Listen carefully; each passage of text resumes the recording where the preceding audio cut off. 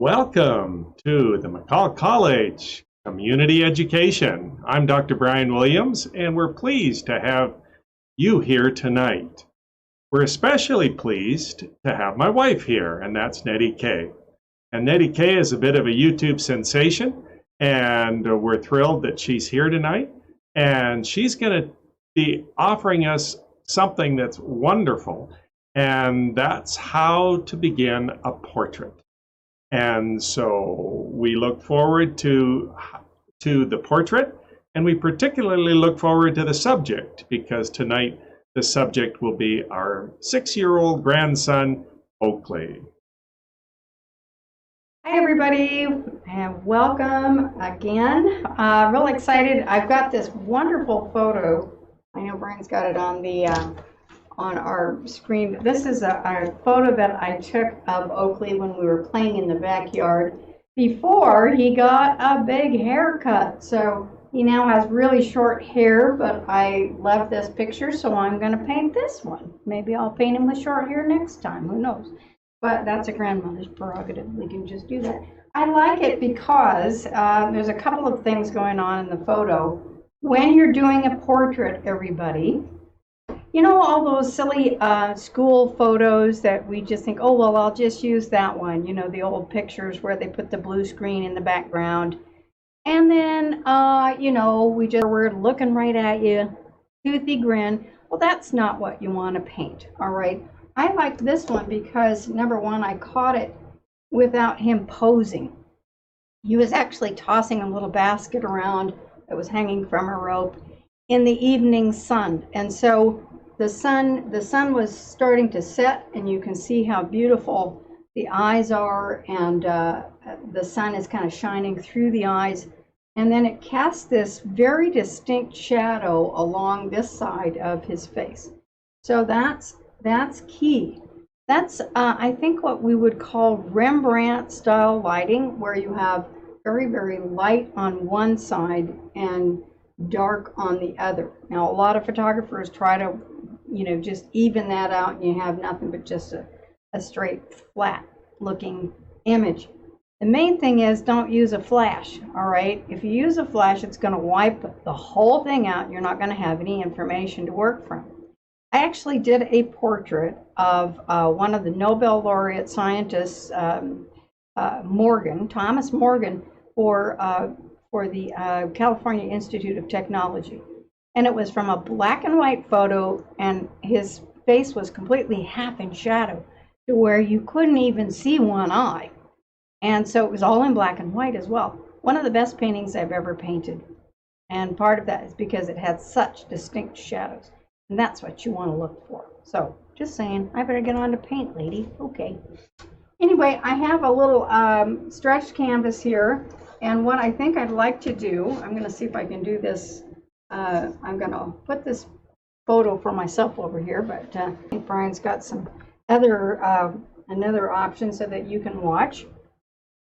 And what I want to do is I'm going to start out by taking I'm going to just take a brush, and I've got some thinner down here on my palette. I hope that's thinner. Hope it's not water. That would just do it. And I'm going to begin by putting a very thinned out wash or glaze, not really a glaze. If you're doing watercolor, it's a glaze or it's a wash. And then if you're doing oil, it would be kind of more of a tint. Okay, this is a tint of this kind of burnt sienna. And you can do it in different colors. A lot of times if you've got a nice warm subject, you want to use a cool color. But I want to think about this in kind of an old-fashioned sepia kind of tone to start with, and then we'll see how far we get. So I'm really juicing it up. I should be using a roller, I suppose, and just putting a really super thin layer of this dark kind of middle tone. It will turn out to be a middle tone burnt umber, and then we'll just use a paper towel, and I'm going to wipe that in. And a lot of times I do this one flat, you guys, so you know, you can do it a lot faster if you do it that way. And so I'm toning it like this, And let's see how far I've gotten. I'm going to use actually one of these paper towels. I've got paper towels. Let's talk about that. These are some of my mom's from the building, and they're really rough and textured and linty. And these are my Viva paper towels. I'm not doing a sponsorship of that, but I've got, they're like cloth. So you either use, you know, some old socks or t-shirts that are torn up, or you use like a Viva towel that is cloth-like. Oh, there goes my picture. That's going to be fun. I'll get it later here. Anyway, we've got this going, and so it kind of looks like you're doing a little bit of a when I want to say like a stain of like you're staining leather almost, doesn't it? Looks like leather to start with. So it's a nice thinned out little thing like that. We're not going to get too fussy with it. And okay, so all right, here's my picture. Thank you. Good. All right. Except we're going to have to hold it, Brian. So yeah, I've got such bad eyes. I've got to hold it up close to my face. This is why I get cramps in my left hand too, because I'm holding it up like this all the time. So now I've got, I'm going to use another little brush, and I'm going to find out where I want the top of this piece. And so where the top of his head's going to go.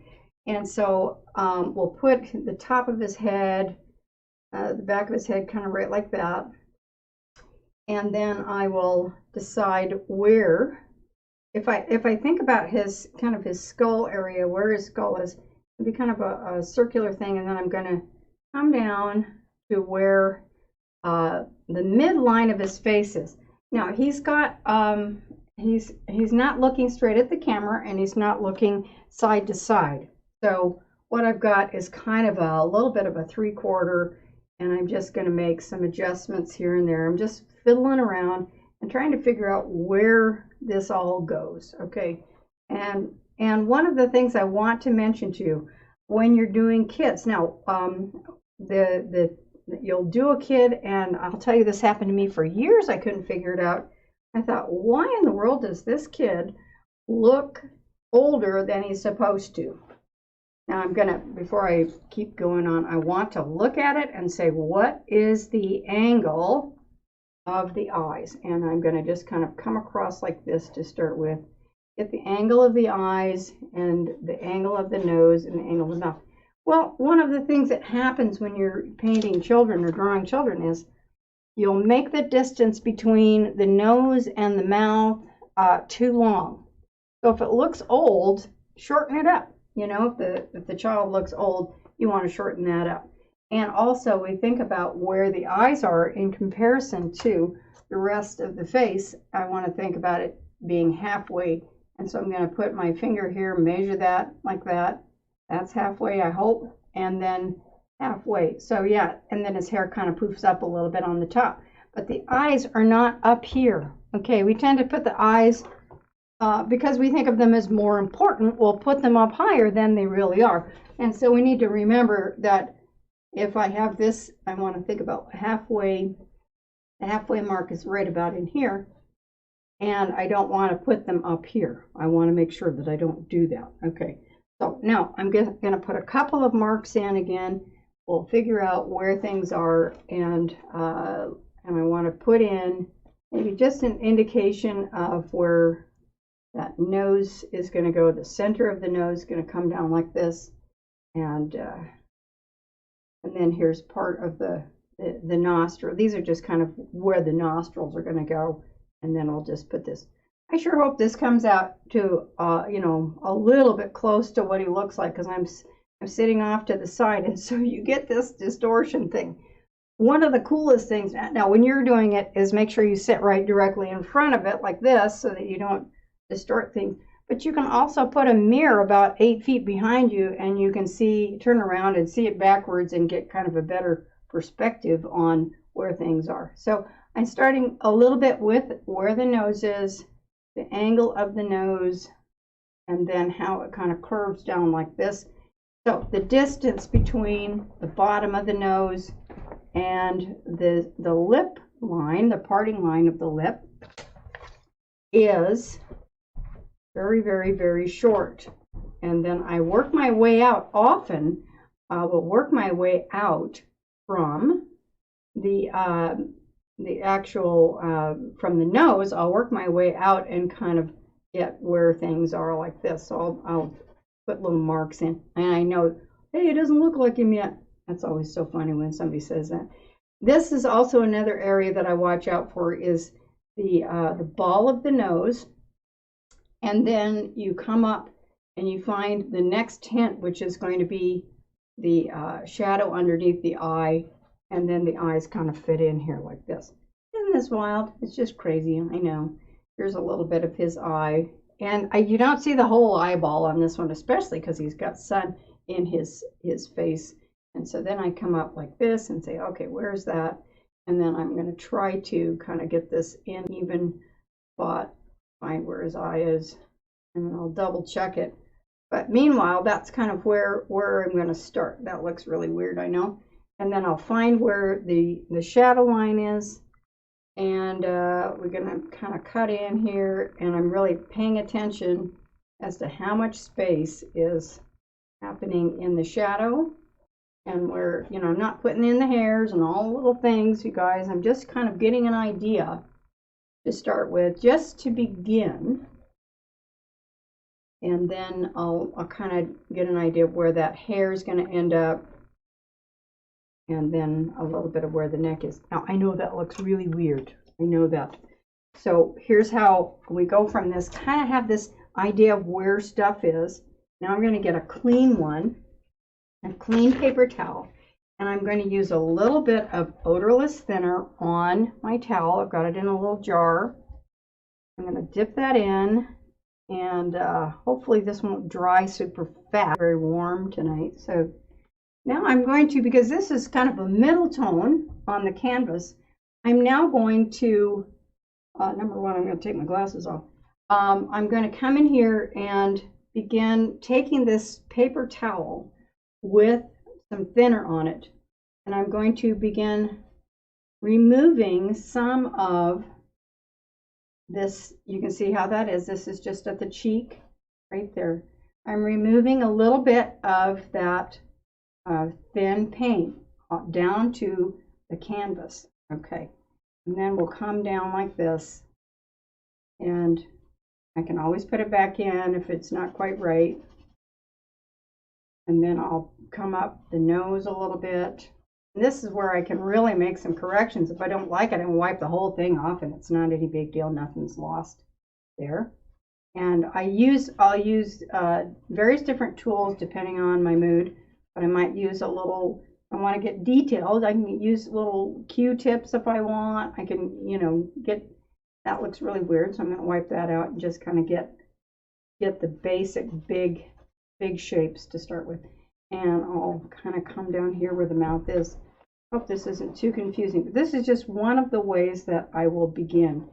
Now, if you are not really comfortable with drawing, yeah, you know, you can trace something on or transfer it on, but this is kind of fun to try. You know, if you're worried about it, the problem when you do that is that it will look very much like almost like a paint by number when you do that, or it'll look artificial. This looks like scary art right now, that's for sure. But this is the way I will often start my portrait kind of things like that. I need to get rid of that center line, that's bugging me. And then so this is just where that face starts. This could be kind of like a little horror movie right now. And then I'll come up here where I know that forehead is. I can go ahead and take that center line out now and begin thinking about the plane across this face, right across the forehead and underneath the eye. And there's a little bit of a reflected light there. And then right in here. Then I got to come back in with my actual paintbrush and redraw where things are. Okay. So now I've got to come back in and find that nose. Isn't this weird? It's weird. I bet he's going to look about 22 today. I can just feel it. As the things get too long really, really easily. Oops, sorry. That in here so you can see it. So there we go. I'm going to try to keep this close to where you can see what I'm doing. And then I'm just kind of wiping that in. And now I'm going to restate where the drawing is again. So I'm going to go back in with a little bit more.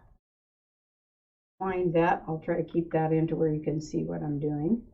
And now I will put the drawing in. You'll redraw often about, upwards to 7 times, you guys. You can do that. Every time I sit down to a second or third sitting on when I'm working on something, I will tend to go through and redraw as much as I need to double check to make sure that I haven't messed anything up royally, So that's kind of where I'm at. Now I'm going to put the shadow in, which is very, very interesting.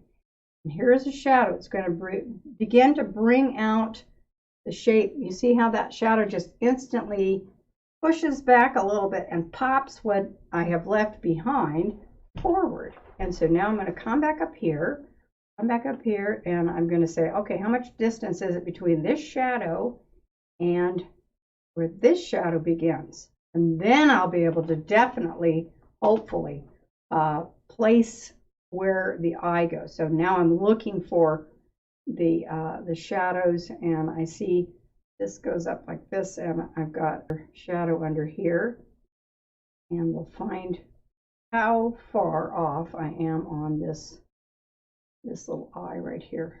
There we go. And then I'll come back in and wipe out anything that I need to there. Okay, now we've got a little bit better idea of where that shadow is going to go. It's messy, but art's messy. That's just the way it is. And so I'll come back in again and begin. I've got this, I think I've got that fairly close, and so now I'll make sure I know there's just a small space of light right there, and I begin pulling this up, and then I can guess a little bit, a little closer.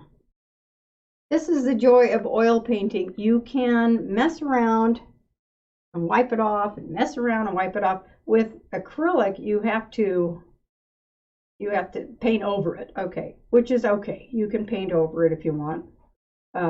Just let it dry for 5 minutes and you can paint over it. That's pretty neat. So I've got that shadow right there. Make sure that here's the angle of the nose, and it comes under like that. The shadow, the mouth is coming up, and I'll see if I can get this shape right.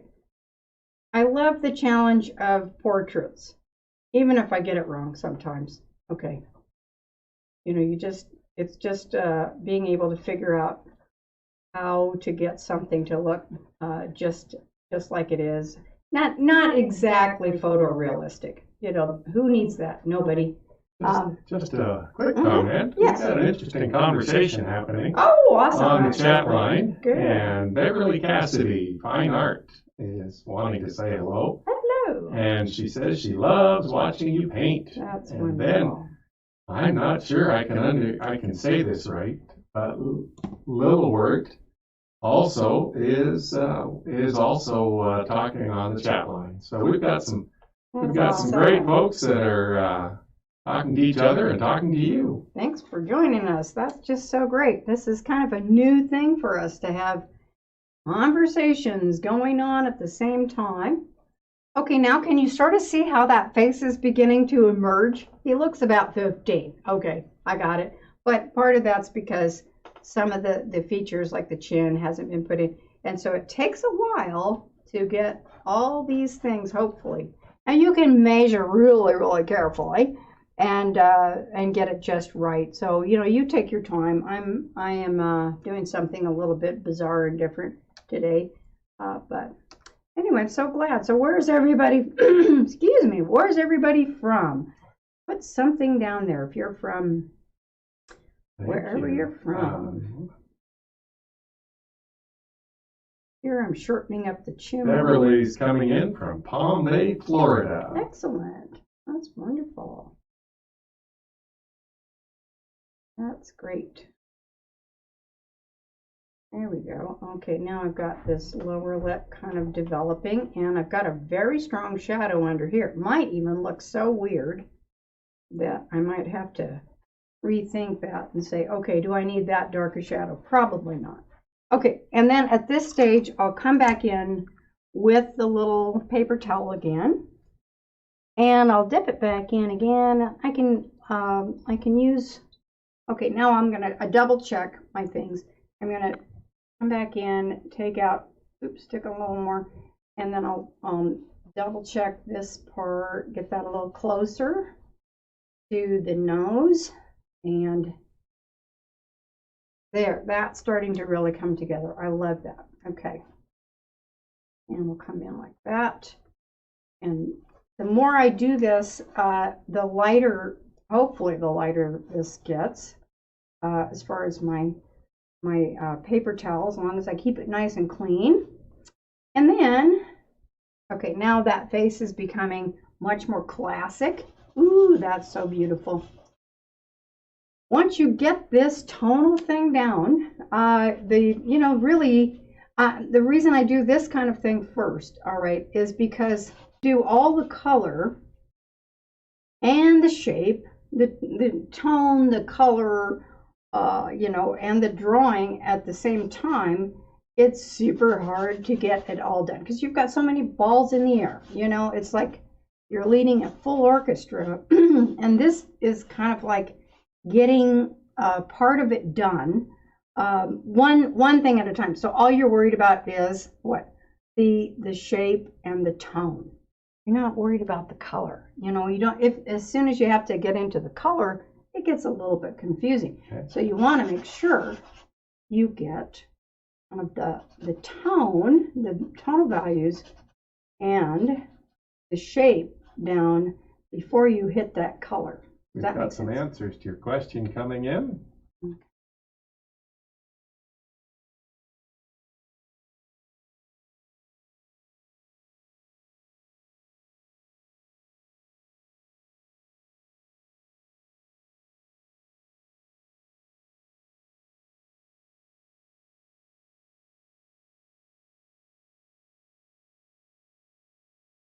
Okay.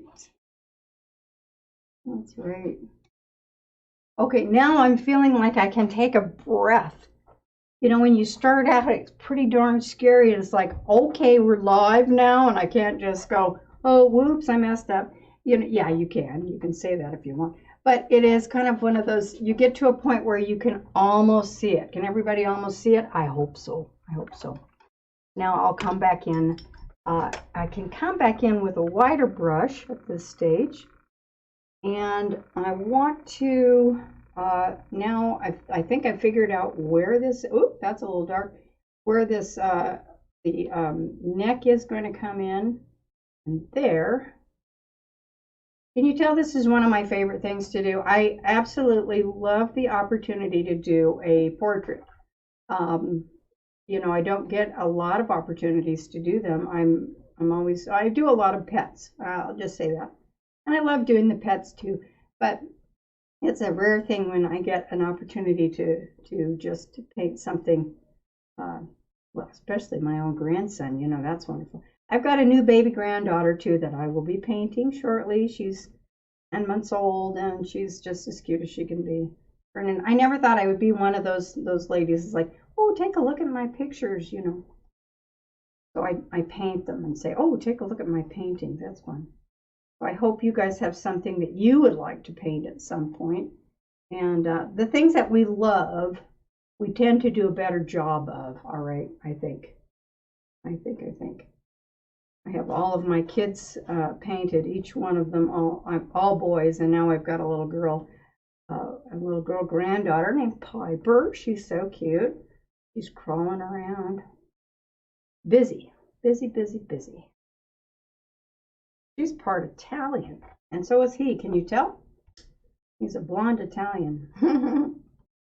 His mom's Italian. She's a beautiful Italian woman, and he's this. He's got his dad's blonde hair and his mom's beautiful face, and looks like his dad too. They're just a good mix.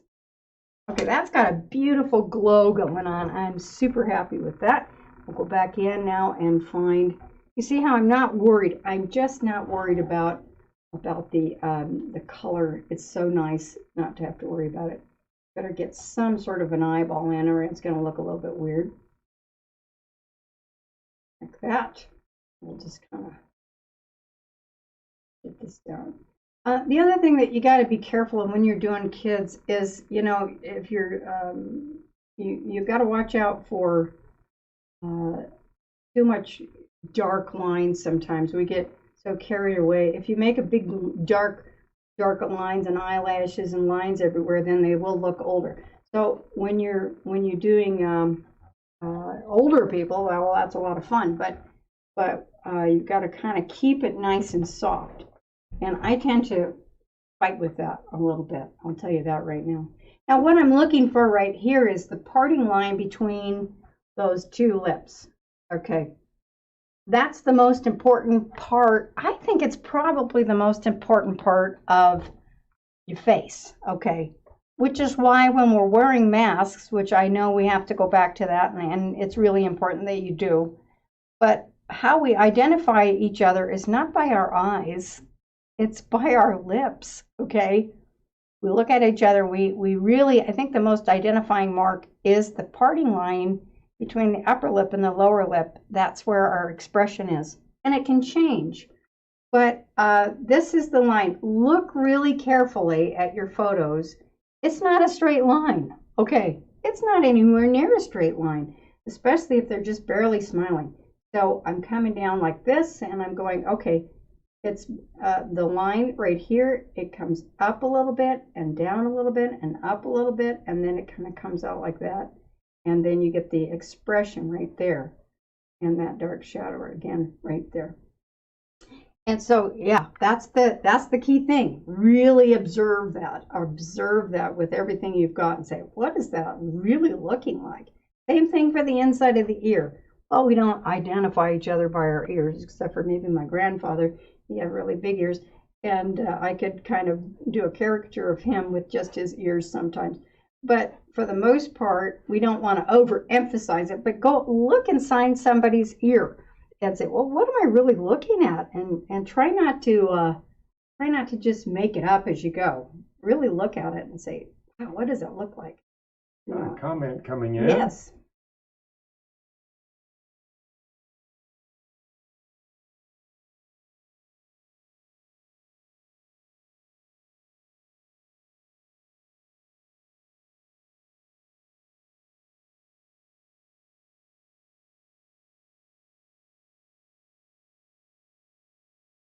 So glad. Yeah, kids are a challenge. They really are. I have messed up enough of them over the last, how long have I been painting? Oh my gosh. Okay.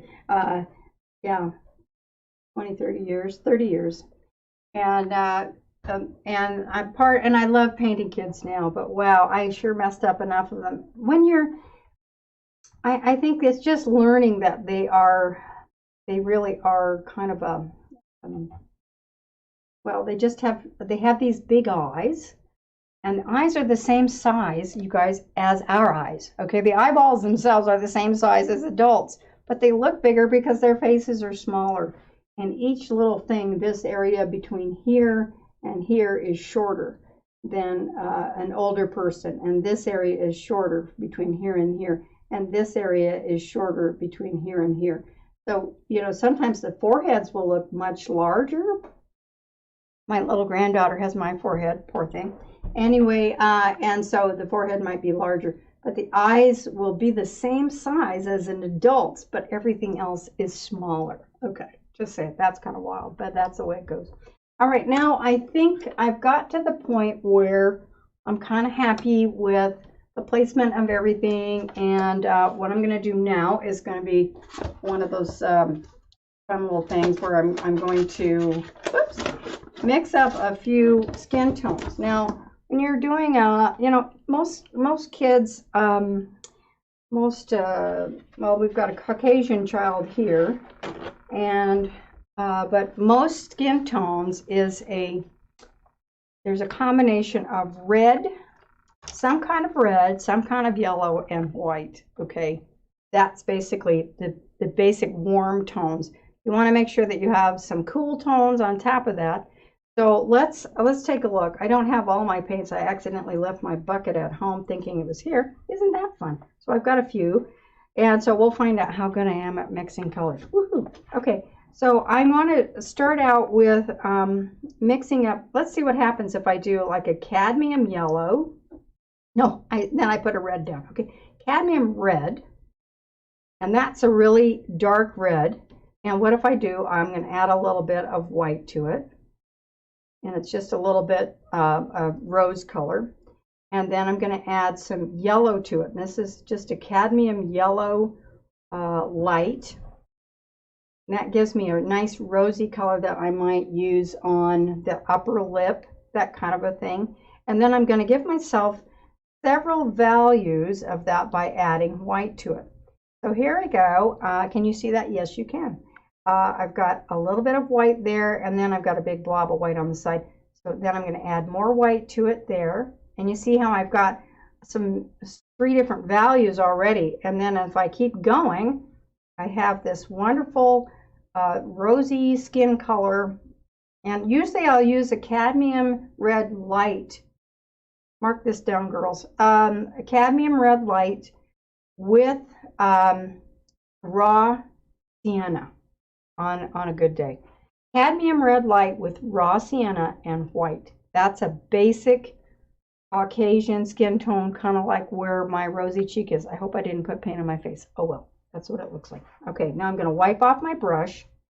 And so I've got this basic skin tone. Now here is what we just did with that. All right, if I do burnt sienna next to it and just white. Okay, burnt sienna and white. White is very opaque, and that's kind of a Barbie, kind of a Barbie artificial color right there. Sometimes you need it for different things. I don't use it as often, but you do need it. And so this is very warm coloration. All right. So now what I also need is I need something cool. Cool. And so I'm going to come in here with, let me just see what I've got. I've got a little bit of dioxazine purple. What does that look like if I put white with it? Well, it's really purple. Okay. So I'll take a little bit of dioxazine purple and a little bit of viridian green or viridian hue.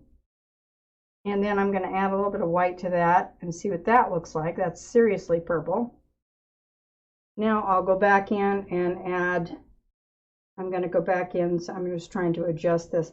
It's a little bit, okay, a little bit too purple, so I'm going to add more viridian. Viridian is not as strong as the dioxazine purple.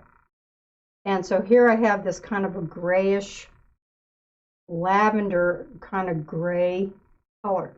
When I'm doing kids, everybody, when I'm doing kids, those two combinations are kind of a lavender in the shadows and a peachy color in the warms. And then I might do something with a little bit, I'm wiping my brush off, something with a little bit more yellow to it. I'm asking myself, okay, is it too warm? Is it too cool? Does it need to have, and that's really green. Look what happens when you do that. We don't really want that color. So I really think I would like to tone that down with a tiny bit of red. If it's too red, you do this, and then you add your yellow to it. And you can use a little bit of, what I want to say, yellow, ochre, and white is really good as well. It's an easier way of doing something. I'm going to need a lot of white with this. Okay, so I've got kind of a light yellow, and then I'll just keep adding white to each of these combinations. So I'll add some to the purple a little bit. These are just some of them. If I'd like to do a full palette of colors that will range from raw sienna to cadmium red light to yellow ochre, and it's just a full complex palette that I use for a portrait when I'm doing a super full formal portrait. So, but this right now, I want to simplify it for you guys by saying we're going to use kind of a muted lavender for the shadows, a cadmium red light with yellow for the basic skin tones, and kind of a yellowish tone. Maybe we'll brighten that up just a little bit more And then we're making this kind of grayish color just for fun, with just a mix of a bunch of stuff. Okay, so just saying. All right, let's get on with this. Here we go. Now this gets very, very interesting. So I'm going to come in here and look at my picture again, refocus, and I'm going to take that first kind of little bit of that reddish color, that first pile that we made, and I'm going to put that in and begin making a little bit of a rose color in the shadow. I don't want to make my shadows too gray. That'll kill the youthfulness of a child's portrait. So I'm going in with that kind of warm color to begin with, and then I will go back in again with the darker color in some of the purples. And then I'll come in here and I'm going to put in some right there. And I want to make sure there are some areas that are really, really warm. One is generally up above the eyebrows. You know, ladies, when we put on our makeup, we'll put a little blush across the eyebrow, on the nose, on the cheeks, and the chin. So it's the eyebrow, the nose, the cheeks, and the chin that will have the warmest color. And so it's just like putting on makeup, and then you just kind of work it from there. Okay. So then I will move up a little bit in my color, in my tonal values. I'm going to move up in my piles. You see how the piles go from dark to light.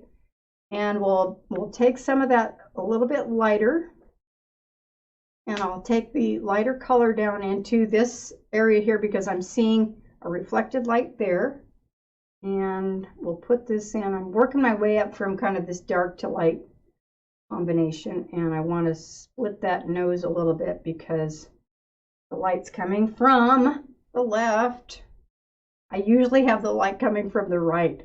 Because I'm right-handed, I tend to be more comfortable using light coming from the right side. Isn't that interesting? Yeah, that's the way we are. So if you see some of the artists that are left-handed, you'll see their light is coming from the left side more so than the right. So there we go. Now, I'm going to get into some really weird stuff here. I'm going to go into this light kind of purple color just to test that out. This is our lavender I'm going to add just a tiny bit of our skin tone in there. Okay, our warm skin tone into that light lavender. And we'll put that in. You need both warm and cool colors, otherwise it looks like a Barbie doll, okay? If you don't put a warm color and a cool color in, remember when the warm colors won't look as warm. You see how warm this looks? I hope you guys can make that out. It looks warmer because there's a cool color next to it. So I'll put a little bit of that cool color down into the neck as I've got it on my brush, and then I'll begin pulling that in. I'll just kind of throw that in a few little spots there. I've got a shadow. This little area right here is a muscle that sticks out on the side of the nose just a little bit right there. And then underneath the eye. And I'll just put that little bit of a grayish purple under the eye there. This is called the philtrum, which is that little divot under the nose. Okay, that kind of thing that goes around and shapes your lip. Don't make that too dark, especially with kids, because you don't want to look like they have a mustache. And we can get too carried away with that big time. So there's that. And now this line, this area right here, the corner of the mouth, that's where the expression hits.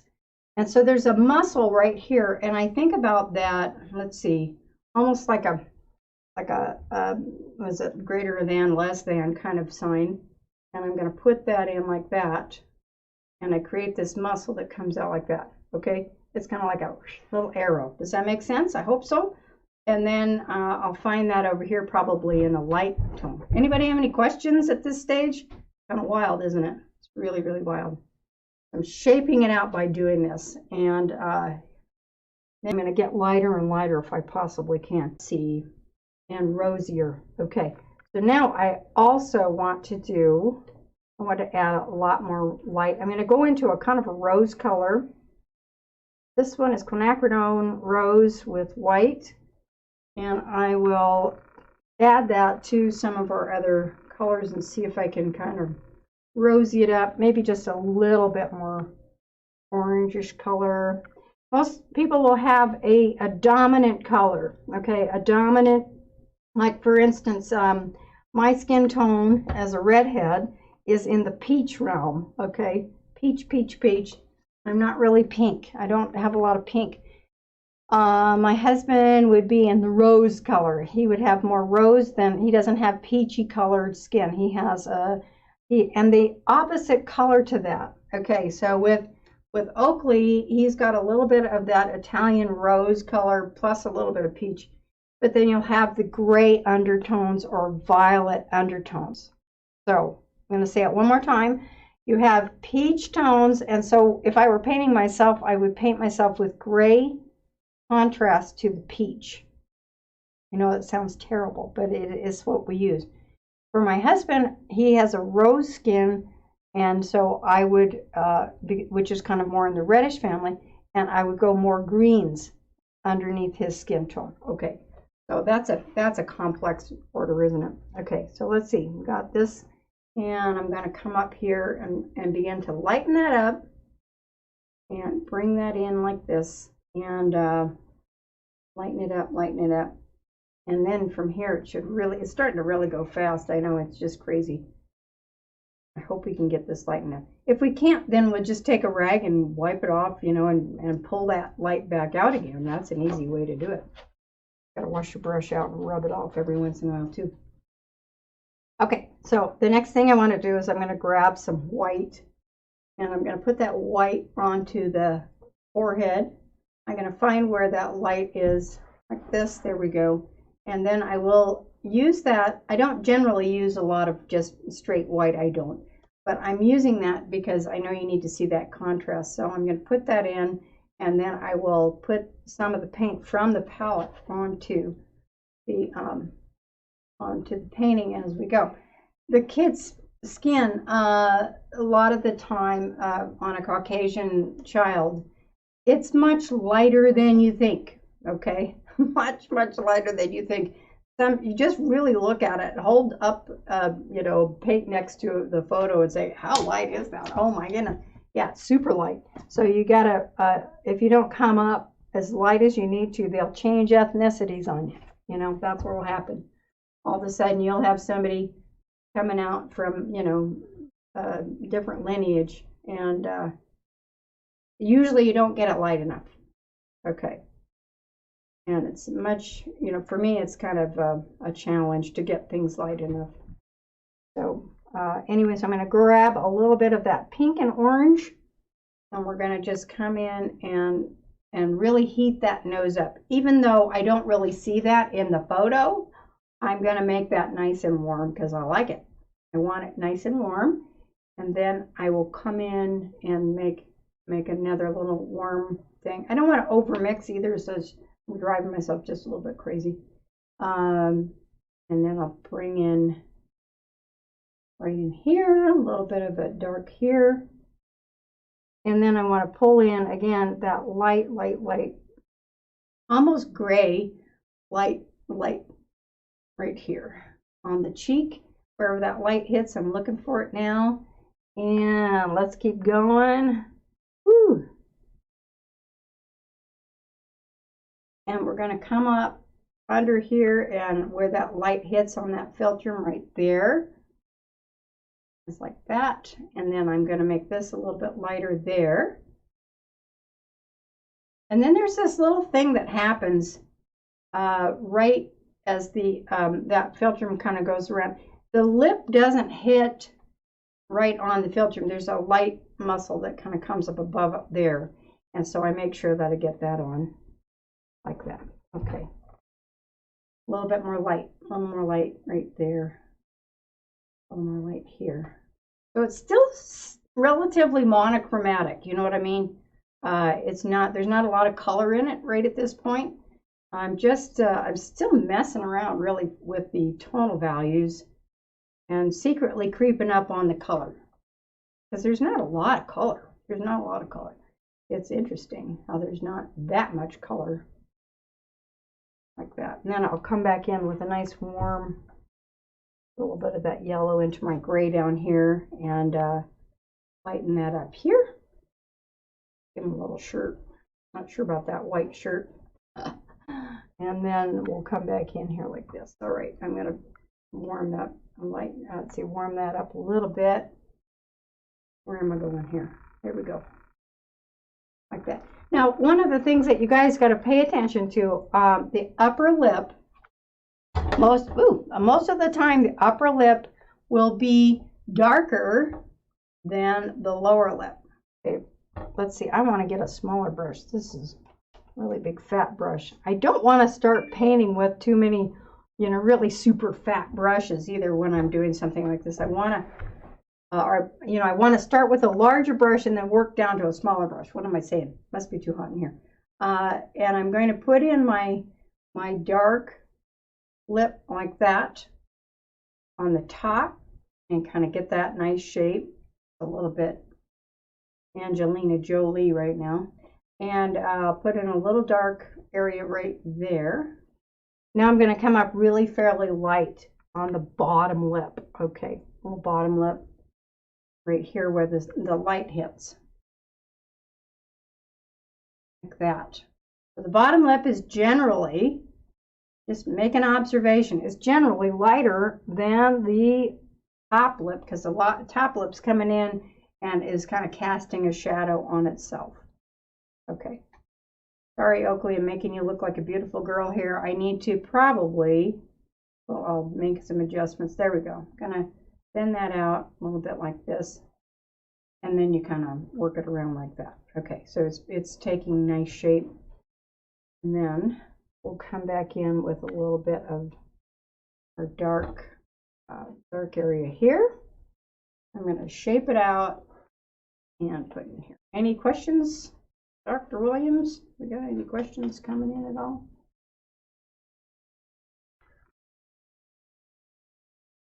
Oh, it's quite busy tonight. Is it really? Awesome. That's great. That's great. So that's great. I'm going to pull that in. We're struggling a little bit with my audio, but everyone's trying to help me. Okay, good. We'll get this technology here at some point. We'll figure it all out. Okay. Put this back in here. I'm going to give this some really, really light hair just for a second. I'm just going to take up the highlights here on the top with the hair just a little bit, just to give you an idea. Generally, when you're doing blonde hair, you start out with a really dark tone where there's shadow, and then you kind of work your way around a little bit. Okay, I'm going to push that back this direction, and shaping this muscle.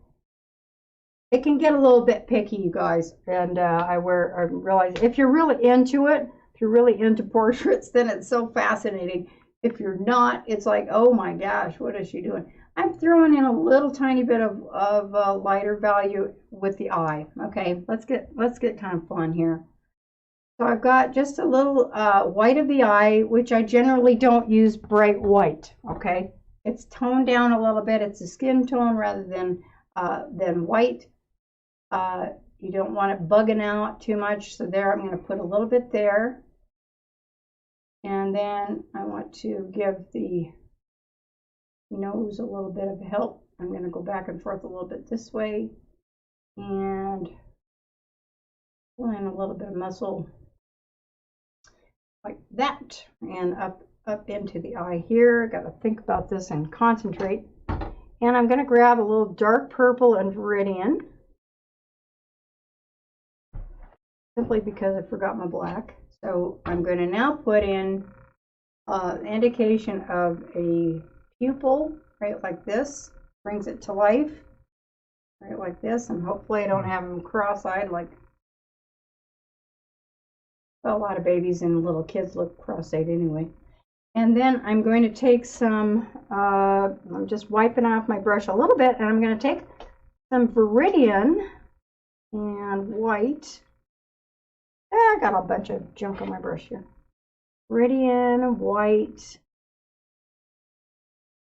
Didn't look like purple, but it does. Messed up. And he's got a little bit of kind of a greenish yellow eye. So we'll take that in. I'm going to just kind of begin to create this eye with this viridian hue with a little bit of white, not too much white, and then it begins to kind of pop out. Look at how that just makes it so interesting, doesn't it? And I'm going to take a little bit of my yellowish weirdo combination that I made over here.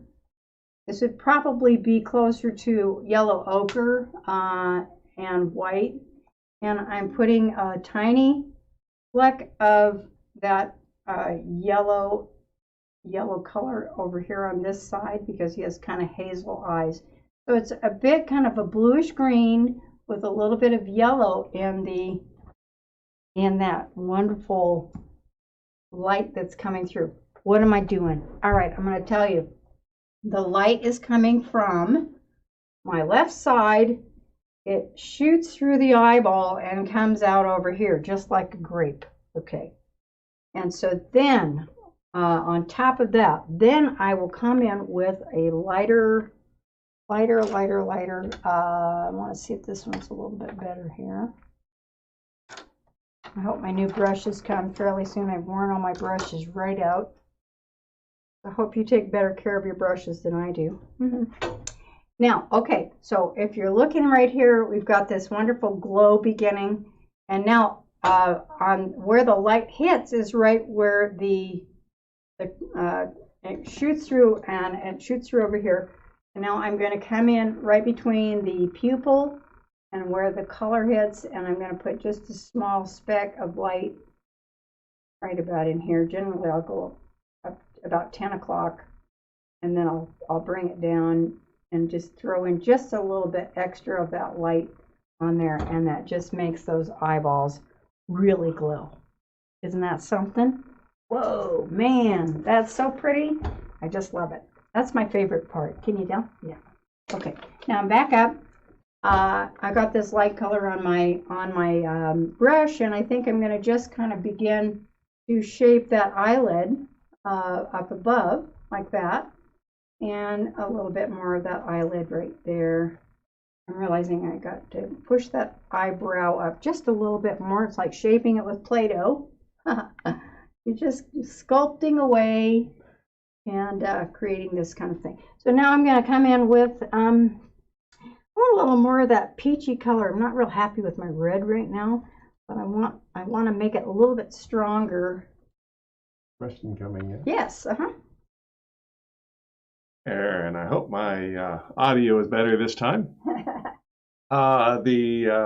Beverly is asking, are you using any medium at this point, or is it straight from the tube? Also, what brand paint do you typically? I forgot my Neo Magilp. Now, I normally will use a little Neo Magilp, especially if it's the second layer of a painting. But on this one, I have been using a little bit of odorless thinner, and that's it. So no medium outside of a little odorless thinner, and that's all I've been using, just to, if my paint gets a little too thick, then I'll use a little bit in a little jar. I think you can see it over here is my little jar. Oh, you can't really see it. Okay, it's my little jar of odorless thinner, and that's called, I think this one is actually terpenoid. And so now you can see I've got quite a bit of warm color that I just set in, and I'm going to take this really soft brush, and I'm just going to very carefully lay it on top of those two. I'm not pushing down at all. I'm just dragging it across and kind of softening it a little bit, like that, and then kind of cleaning that up, and then I'll come underneath. I'm realizing that the area, the shadowish area under the eyes is a little too red, so it makes him look really kind of sleepy, and so, which never happens with him. He's never sleepy. He never sleeps, this boy. So I'll come back in and I'll put in a little bit more of that cool color there. But meanwhile, I want to take a wider brush and I'm going to develop this part of the muscle there a little bit stronger. And like this. And when I use a larger brush and load it up a little bit more, that gives me, you can see how that just, if I really, really load that brush up, I can now create that kind of feeling of highlight that was kind of missing. So I've got that nice light highlight on the cheek. And it's still, I hope he still looks relatively young. I hope. It made him look too old at this stage. I'm going to bring that down in this direction. Well, I wish you all were here with me, and I'll tell you, that would just be so much fun if we had everybody in a classroom. Wouldn't that be fun? Oh, someday. Yep. And just a note, I think we're starting to come to the end of tonight's oh my broadcast. Goodness, time so is just would flying. you I'm going to wrap that up. give that a little bit of a comment on really almost how to stop? I know How it's do you hard. stop a painting? You know, at any point, everybody, you don't, like, even at this point, I'm really happy with that. I could sign that painting right now, I think, just about, and be happy with that. That's called a study, okay? And sometimes the studies are even better than the ones that you just overwork. You know, you just can pick it to no end, and then it's just like, oh my gosh. So I'm really happy with kind of how far we got today. Nice and loose. You didn't, you know, we didn't pick it with two hairs and some air. You can paint when you get just some of the basic structure. You can end it at any point. If you feel as though you've got the tone, the shape, and then you can add a little color. You can end it at any point, and then I can also develop this all the way to every freckle, you know. But you can sign it and you can be done. Well, we have Paola, who likes it already, and Beverly says looks great. So thank you, everyone. I think we're on the way here. Are you thinking of doing a second one of this one for next week? Well, I probably will move on to something else. I don't know. Would everybody like to see how this one finishes up? I may bring it back when it's done, or, well, we could do hair. We could do hair a little bit. Maybe we could do it one more time. What do you think? I think there's enough interest tonight that I think if we can make an executive decision, let's do that. And just say that okay, we're gonna work on hair next week. We'll work on the hair. And for some of you, yes. They didn't realize that this is our grandson. Yes, and, looks like I know he got a nice short haircut now, so he looks much more like a little rough and tumble boy. But I just love that kind of wonderful hair that he had. Not that I don't love this little spiky hair now, but yeah. and I think I just sort of like for you to do a little self-promotion on the portraits that you have done. You've done it in other videos. But what portraits do you enjoy the most? Well, right now, of course, I'm really enjoying doing portraits of children. I just finished one of a grandmother and a grandbaby that just went off to, I think, North Carolina, if I'm not mistaken. But I really enjoyed this kind of loose portrait, if I possibly can. You can go onto my Etsy site and find a few different offerings there on how to get a portrait. If you want to get one like this, you can probably find one. I'll probably post this one too. The main thing is, everybody, is that if you want it, make sure you get a good picture that has light on one side and dark on the other. Now, we've had a question as to how do you now save the paint on your palette? Oh, that's an interesting question. This is oil paint, everyone. So guess what? The oil paint you can put in the freezer. Yeah, just put a piece of plastic over it and you can put it in the freezer. Some paints dry faster than others. The cadmium reds will last for probably, a couple of weeks in the freezer. The browns don't last that long. The whites take a long time to dry. So certain colors will last a long time. But you can freeze them. I don't generally do that, but you can definitely give that a shot. Put it in the refrigerator or the freezer. Refrigerator's fine too. Just don't eat it later, you know.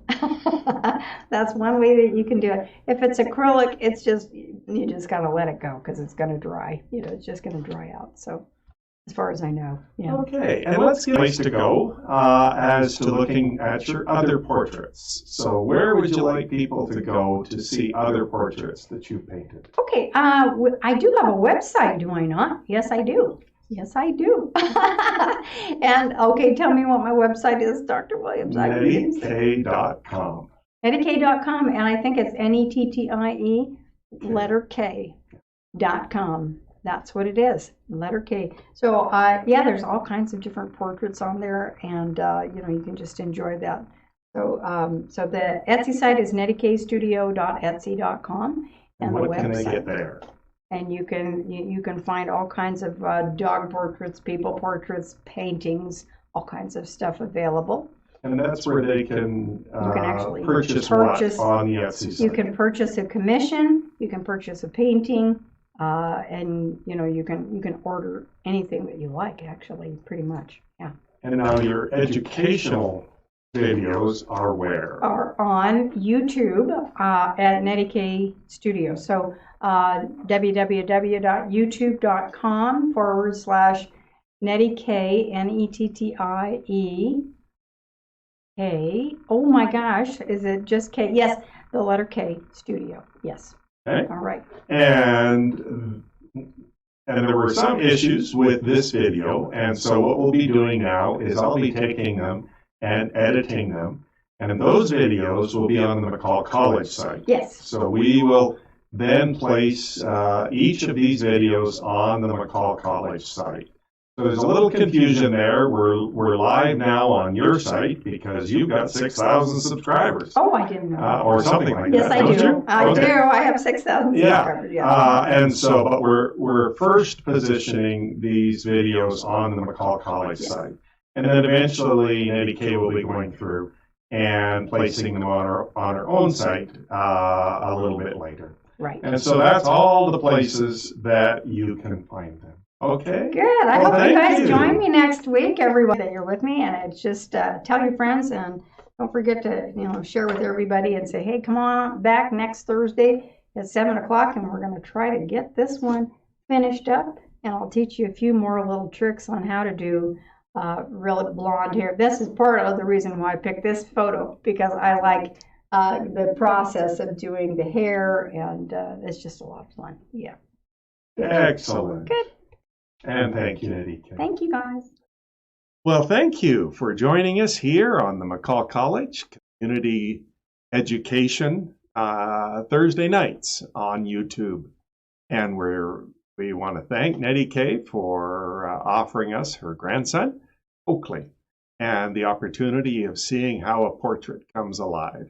And we're very thankful. We don't have photos around our house. We have NettieK's paintings of our family on the various walls. Pretty spectacular. And you'll see many of them on NettieK.com. And so next Thursday night at 7 p.m. Mountain Daylight Time, we'll be back with part 2 of the Oakley painting. And so thank you for joining us, and come back again.